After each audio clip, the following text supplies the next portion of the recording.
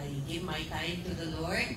I have 4 beautiful dogs that I love so much. And para sa akin, tama na yung kahit whole na ako, hindi ko na kailangan pa ng kabiyak or better half. Thank you po. Pero naging sawin na ba kayo sa pag-ibig?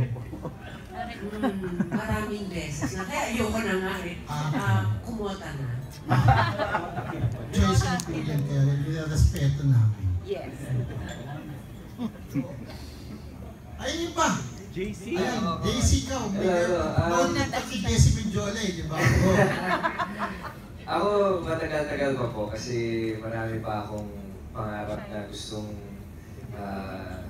makamit, di ba, para sa sarili ko. Kasi once na nagkaroon ka na ng better half, different story na yun, different planning, different dreams na rin kasi you're building a family. Pero right now, yun nga, marami pa akong gustong ma-achieve for myself. I'm giving myself like 5 to 7 years from now. So, mahaba-haba pa yun. Siguro pag nagka-farm na ako, okay na. Pero may jowa ka ngayon. May dinidate ka. Dinidate? Dami. Hindi aso. Ha? Dinidate. Baka aso rin, ha? Sige, like sino? Non-showbiz? Secret. Secret. O, ikaw na nga siya, Ina. Ay, masalagot. Dinadaan sa ngiti. O nga, silence means yes, no? Well, ako, as much as I would like to, parang meron pa akong purpose kung bakit ako nandito sa industriya. Maski ako, dumating sa point na question ko, but this afternoon, after this press con, I'm signing and renewing again for 2 more years sa ABS. So, medyo i-hold muna natin siya ng konti ulit. At, Pwede naman daw sabay. Naniniwala naman ako na oo naman. Pwede naman siyang sabayin, but sa ngayon na-overwhelmed kasi ako sa ganda ng pagpasok ng 2017 ko. And napaaga pa ang airing namin, ang better half, na parang nakaset kasi siya na akala ko mid-year pa. But ayun, maraming dumadating na blessings. At as much as possible, gusto kong i-direct yung full attention ko kasi hindi biro yung mga nagbibigay na project sa akin ngayon. So, siguro, this is the first time in years na parang na-renew rin yung passion ko. And I hope makita ninyo kung paano namin pinurtray yung role is, wala ko, personally, sobrang siyang niyakap. Sobrang kong niyakap si Camille. Naiintindihan ko yung struggles niya in life. And I guess lahat tayo bilang mga nagmahal na, bilang at one point in our lives, nag-decide din tayo na okay, maybe it's time to move on. Lahat tayo makaka-relate sa struggles ni Camille. So, more than anything, ito yung baby ko ngayon. Medyo malayo-layo pa, pero malalaman niyo naman po kapag nagkaroon na ako ng, pag natagpuan ko na ang aking better half. That's for sure. Ang tagal, hanggang ngayon wala kang pang bagong boyfriend. Oo nga, actually, parang mas inip pa ang mga tao sa paligid ko kaysa ako. Tagal na po ba kayo? Ilang years ago, hindi pa kasi ako, I admit, hindi pa talaga ako ready.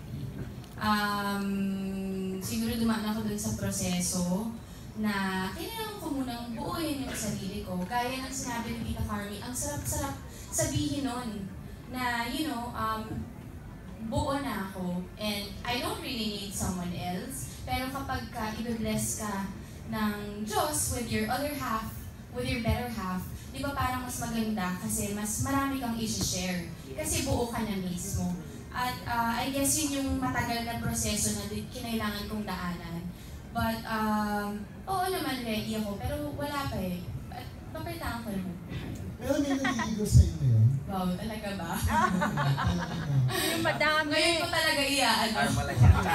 May naliligo sa'yo? Ayaw tumigil kung sagot. Madami. Pero open ka ba sa balikan?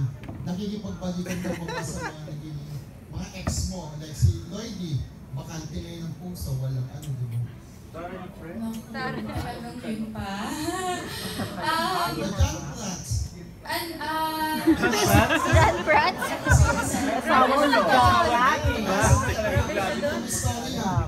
Ganito po, pag-iisipan ko, tapos babalitaan ko kayo, medyo ayoko lang pong masagot ngayon bilang nagpo-promote tayo. Alam naman natin na mahirap na i-drag na yung mga pangalan ng mga hindi naman kasama sa show. So, yun po.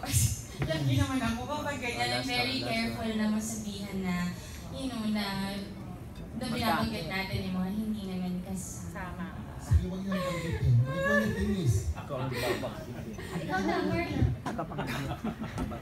Ay, isa. Go. Kami naman kami naman ni Tim, masaya naman kami. Siyempre may tinatahak akong career, tapos siya din, nag-aaral siya ngayon. Yung paglagay naman sa tahimik naman kami, kaya lang ikaw, tatanong ko ba kasi? Kasi, di ba yung JCS may mga asawa na?